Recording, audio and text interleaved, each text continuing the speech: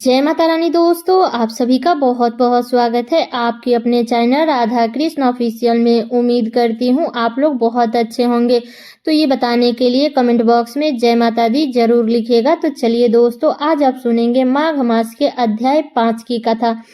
तो इससे पहले कथा में आपने किस प्रकार सुना था कि दो पापी भाइयों में से एक भाई जिसका नाम विकुंडल था और उसे स्वर्ग की प्राप्ति हुई, और वह किस प्रकार यमदूत से प्रश्न कर रहा था कि स्वर्गलोक और नरकलोक में कौन कौन से प्राणी जाते हैं और कौन कौन से ऐसे ऐसे कर्म हैं जिसे करने से मनुष्य स्वर्गलोक को जाते हैं, और कौन कौन से ऐसे कर्म हैं जिसे करने से मनुष्य नरक में का भागीदार बन जाता है।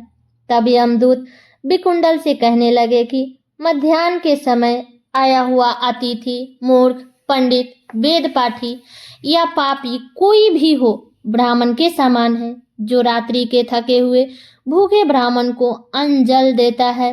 मध्याह्न के समय जिसके घर पर आता हुआ अतिथि निराश नहीं जाता, वह स्वर्गवासी होता है। अतिथि बराबर कोई धन संपत्ति तथा हित नहीं है। बहुत से राजा और मुनि अतिथि सत्कार से ब्रह्मलोक को प्राप्त हुए हैं। जो एक समय आलस्य से भी अतिथि को भोजन करा दे, वह यम का द्वार नहीं देखता है।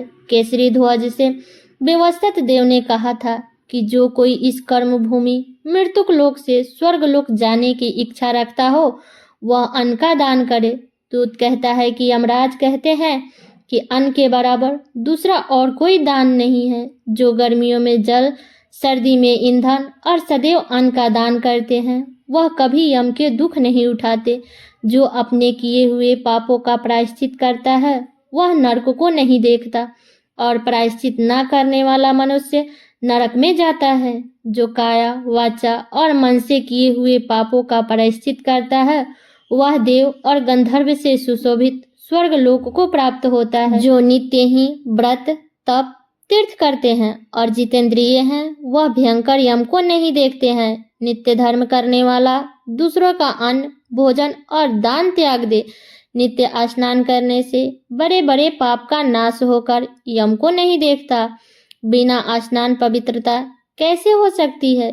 जो मनुष्य पर्व के समय चलते जल में स्नान करते हैं, वह बुरी योनि नहीं पाते हैं, ना ही नरक में जाते हैं। माघ मास में प्रातः स्नान करने वाले मनुष्य को नियम पूर्वक तिल, पात्र और तिल कमल का दान करना चाहिए। यमदूत कहते हैं कि हे विकुंडल, पृथ्वी, सोना, गाय आदि परम दान करने वाला स्वर्ग से नहीं लौटते। बुद्धिमान पुण्यतिथियों, व्यक्तिपात, संक्रांति आदि को थोड़ा सा दान करके भी बुरी गति को नहीं प्राप्त होता है। सत्यवादी, मौन रहने वाला, मीठा बोलने वाला, क्षमाशील, नीतिवान, किसी की निंदा ना करने वाला, सब प्राणियों पर दया करने वाला, पराये धन को तीर्ण के समान समझने वाला मनुष्य कभी नरक को नहीं भोगता है। यमदूत कहने लगे कि हे वैश्या, एक बार भी गंगा जी में स्नान करने से मनुष्य सब पापों से छुटकर अत्यंत शुद्ध हो जाता है। जो मनुष्य गंगा जी को दूसरे तीर्थ के समान समझता है, वह अवश्य नरक में जाता है। भगवान के चरणों से उत्पन्न हुई गंगा जी के पवित्र जल को श्री शिव जी अपने मस्तक में धारण करते हैं। वह ब्रह्मा जो संदेह रहित, प्राकृतिक से अलग और निर्गुण है, ब्रह्मांड में उसकी समानता किसी से हो सकती है? गंगा जी का नाम हजारों योजन दूर से ही लेने वाला नरक में नहीं जाता है। इसलिए मनुष्य को अवश्य में गंगा जी में स्नान करना चाहिए। हे वैश्या, जो ब्राह्मण दान लेने का अधिकार होकर भी दान नहीं लेता है, वह आकाश के नक्षत्रों में चंद्रमा के समान है। जो कीचड़ से गौ को निकालता है, जो रोगी की रक्षा करता है या जो गौशाला में मारता है, वह आकाश में तारा होता है। प्राणायाम करने वाला मनुष्य सदैव उत्तम गति को प्राप्त होते हैं। प्रातः के समय स्नान के पश्चात जो 16 प्राणायाम करते हैं, वह घोर पापों से बच जाते हैं। जो पराई स्त्री को माता समान मानते हैं, वह यम की यातना को नहीं भोगते हैं। जो मन से भी कभी पर स्त्री का चिंतन नहीं करते हैं, वह दोनों लोकों को अपने अधीन करता है। जो पराये धन को मिट्टी के समान समझता है, वह स्वर्ग में जाता है। जिसने क्रोध को जीत लिया, मानो उसने स्वर्ग को ही जीत लिया। जो माता पिता की सेवा देवता तुल्य करता है वह यम द्वार नहीं देखता है, और जो गुरु की सेवा करते हैं वह ब्रह्मलोक को प्राप्त होते हैं। सील की रक्षा करने वाला स्त्री धन्य है। सील भंग करने वाली स्त्री यमलोक जाती है। जो वेदों और शास्त्रों को पढ़ते हैं या पुराण और गीता पढ़ते हैं और सुनते हैं तथा जो स्मृति का व्याख्यान और धर्म शास्त्रों को समझते हैं या जो वेदांत में लीन रहते हैं वह पाप रहित होकर ब्रह्मलोक को प्राप्त होते हैं। जो अज्ञानियों को वेद शास्त्र का ज्ञान देते हैं एवं देवताओं से भी पूजित होते हैं। यमदूत ने कहा कि हे वैश्य श्रेष्ठ, यमराज ने हमको वही आज्ञा दे रखी है कि तुम किसी वैष्णव को मेरे पास मत लाओ। हे वैश्या, पापी लोगों को इस संसार रूपी नरक को पार करने के लिए भगवान की भक्ति के सिवाय दूसरा और कोई उपाय नहीं है। भगवान की भक्ति न करने वाले मनुष्य को चंडाल के समान समझना चाहिए। भगवान के भक्त अपने माता पिता दोनों के कुलों को तार देते हैं और उनको नरक में नहीं रहने देते हैं, और जो मनुष्य वैष्णव का भोजन करते हैं वो भी भगवान की कृपा से श्रेष्ठ गति को प्राप्त होते हैं। बुद्धिमान को सदैव वैष्णव का अन्न खाना चाहिए, इससे बुद्धि पवित्र होकर मनुष्य पाप नहीं करता है। गोविंदाय नमः इस मंत्र का जाप करता हुआ जो मनुष्य मृत्यु को प्राप्त होता है वह परम धाम को प्राप्त होता है, इसमें कोई संदेह नहीं है। जो ओम नमः भगवते वासुदेवाय द्वाक्षर मंत्र का या ओम नमो नारायण अष्टाक्षर मंत्र का जाप करता है उसके ब्रह्म हत्या इत्यादि बड़े पाप भी नष्ट हो जाते हैं। यमदूत कहने लगा कि हे वैश्या, मनुष्य को सदैव शालिग्राम की शिला में तथा ब्रज या गोमती चक्र में भगवान वासुदेव का पूजन करना चाहिए, क्योंकि सब पापों का नाश करने वाला, सब पुण्य को देने वाला तथा मुक्ति प्रदान करने वाला भगवान विष्णु का इसमें निवास होता है। जो मनुष्य शालिग्राम की शिला या हरि चक्र में पूजन करता है वह अनेक मंत्रों का फल प्राप्त कर लेता है। जो फल देवताओं को निर्गुण ब्रह्म की उपासना से मिलती है वही फल मनुष्य को भगवान शालिग्राम का पूजन करने से यमलोक को नहीं देखने देता। भगवान को लक्ष्मी जी के पास या वैकुंठ में इतना आनंद नहीं आता जितना शालिग्राम की शिला या चक्र में निवास करने में आता है। स्वर्ण कमल युक्त करोड़ों शिवलिंग के पूजन से इतना फल नहीं मिलता जितना एक दिन शालिग्राम के पूजन से मिलता है। भक्ति पूर्वक शालिग्राम का पूजन करने से विष्णु लोक में वास करके मनुष्य चक्रवर्ती होता है। काम, क्रोध, लोभ, मोह, अहंकार से युक्त होकर भी मनुष्य शालिग्राम का पूजन करने से वैकुंठ में प्रवेश करता है। जो सदैव शालिग्राम का पूजन करते हैं वो प्रलय काल तक स्वर्ग में वास करते हैं। जो दीक्षा नियम और मंत्रों से चक्र में बलि देता है वह निश्चय करके विष्णु लोक को प्राप्त होता है।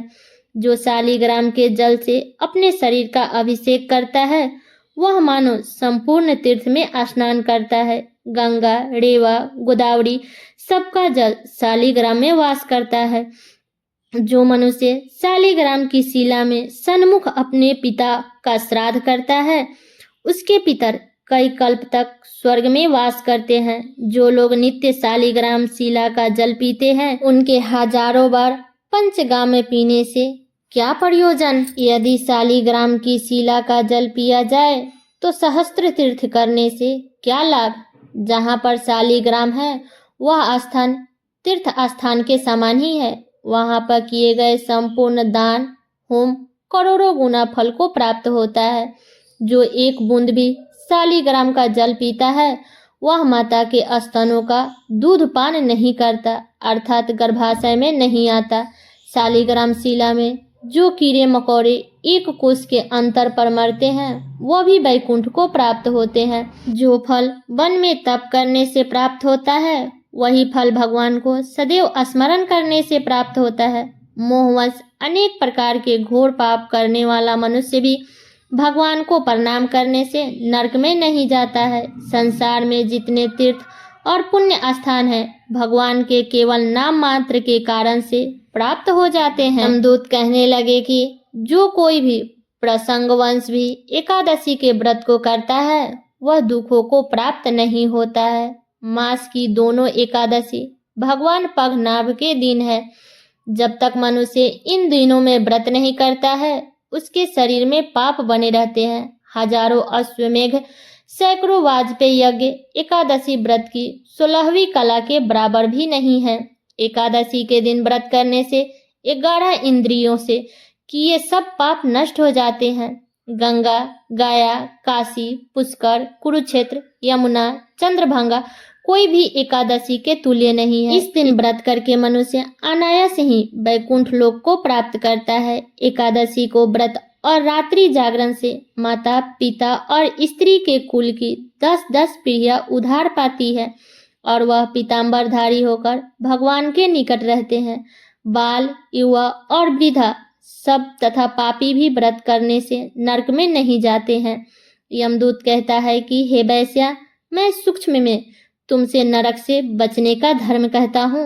मन, कर्म और वचन से प्राणी मात्र का द्रोह न करना, इंद्रियों को वश में रखना, दान देना, भगवान की सेवा करना, नियम पूर्वक वर्णाश्रम धर्म का पालन करना, इन कर्मों के करने से मनुष्य नरक से बचा रहता है।